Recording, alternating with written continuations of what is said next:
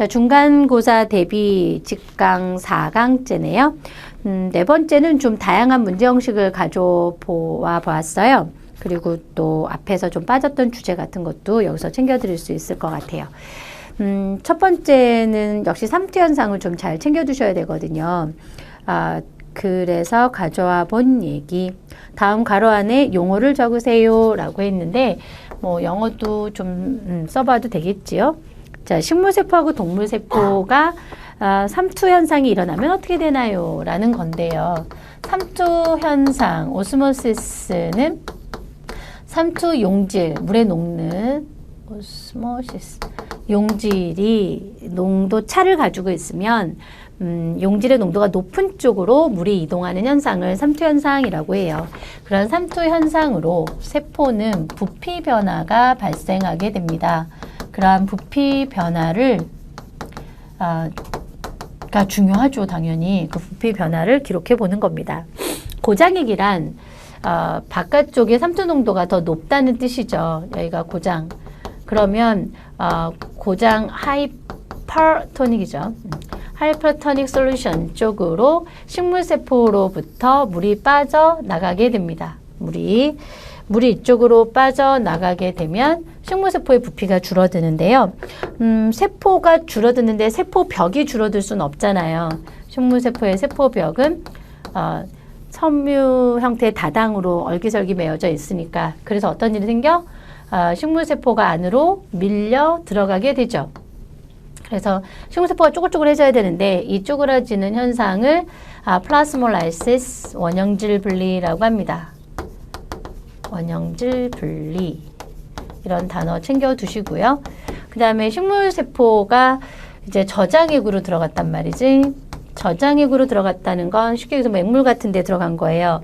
이게 다 상대적인 단어야. 여기가 고장액이란 식물세포보다 고장액, 이런 뜻이란 말이죠. 그죠? 그 다음에 식물세포보다 저장액이고, 그러면 물이 식물세포 안으로 들어가야 하며, 그 물을 가지고 물이 들어오면 어떻게 돼? 빵빵하게 부푸는 힘이 만들어지게 되죠. 이렇게 부푸는 힘, 우리는 그걸 팽압이라고 합니다. 팽압. 그래서 팽압이 형성되고 타르기트 프레셔라고 얘기를 하게 되고요. 식물세포가 이렇게 빵빵하게 부푼 상태가 됩니다. 자, 이런 부푼 상태를 우리는 팽윤 상태다, 털기다다라고 얘기를 하게 되죠. 식물은 평상시에 이렇게 부풀어 있어야 한다라고 합니다. 그래야지만 중력도 버틸 수가 있는 거예요. 식물이. 그래서 식물은 오히려 우리 등장이 좋을 것 같잖아요. 식물은 등장액이면 시들었다 그래요. 오히려. 식물은 이렇게 빵빵해야지만 중력도 버티고, 우리는 골격이 있지만 식물은 이 물로 버티는 거예요. 물의 힘으로. 그래서 팽압이 아주 중요합니다. 자, 그래서 앞에 가로, 뒤에 가로, 원형질 분리, 뒤에는 팽윤 들어가면 되고요. 또는 팽만이라는 말로 그 캠벨은 번역을 했더라고요. 그래서 제가 영어로 쓰자노. 동물세포의 대명사는 아무래도 이제 적혈구겠죠. 저장액으로 들어갔다고요? 예, 저장액 속으로 저장액 들어갔어요. 맹물 같은 데 들어갔단 말이지. 또는 맹물 주사액을 넣든가 그랬더니 물이 치고 들어가네요. 물이 열심히 들어가면서 결국 세포가 부풀어 터졌네요. 부풀어 터짐. 그래서 세포가 터진 것을 우리는 셀 라이시스라고 해요. 셀 라이시스.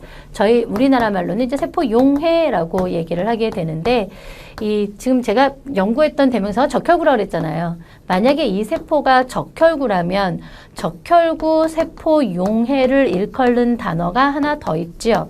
헤모라이시스라고 합니다.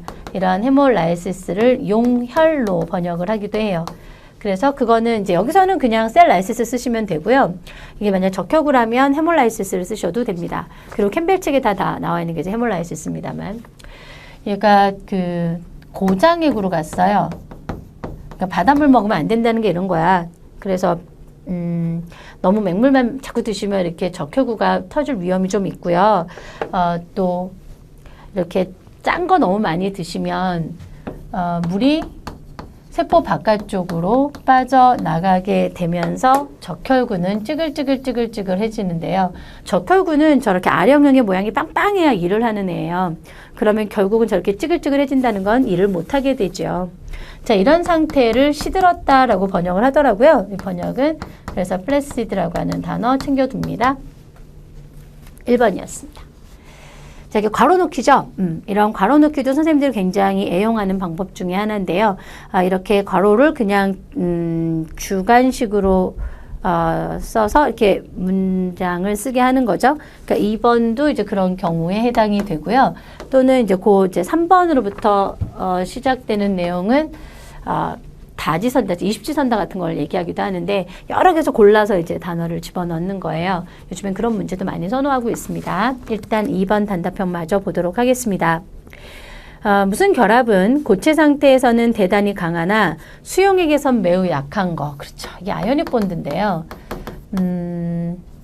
이온 결합이 그래서 제가 항상 강의할 때마다 강조하는 것 중에 하나잖아요. 화학 배우고 오시면 생물에서 이온 결합이 약하다 그러면 왜 약해요? 이온 결합이 얼마나 강한데? 그런 얘기들 하시잖아요. 네, 바로 여기서 자주 설명을 잘 해줬는데요. 아이오닉 본드는 물에서는 약해요. 그죠? 소금이 이렇게 결정으로 했을 때는 소금산, 암석 이런 걸 만들 수 있어도 그게 물에 녹으면 흩어지잖아요. 생물에서 이온 결합은 그래요. 물이 워낙 이온들을 잘 녹여놓기 때문에 이온 결합은 생물에서 약한 결합입니다. 물분자와 물분자 사이의 결합입니다. 물분자와 물분자 사이의 결합은 물이 극성분자거든요. 그죠? 그래서 H쪽이 살짝 부분 플러스, 마이너스 쪽, 그러니까 O 쪽이 부분 마이너스를 띄어서 우리가 이런 걸 부분전하라고 얘기를 하게 되죠. 그럼 부분전하 사이의 인력을 수소결합이라고 합니다. 하이드로젠 본드를 하게 되는 거죠. 예, 그래서 수소결합이에요. 답은. 그 다음에 물분자에서 산소와 수소하고의 결합은 약 104.5도 정도의 결합각을 이루고 있고 그래야지만 전자쌍의 쏠림으로 인해서 이게 전자쌍의 쏠림 방향이에요. 이 전자쌍의 쏠림이 이렇게 그 입체적으로도 한쪽으로 쏠리게끔 만들어져야 여기가 부분 마이너스가 형성이 되죠.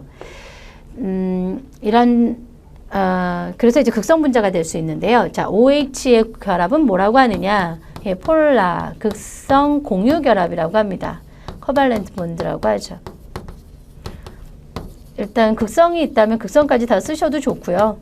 아니면 공유 결합은 무조건 들어가야 합니다. 공유 결합은.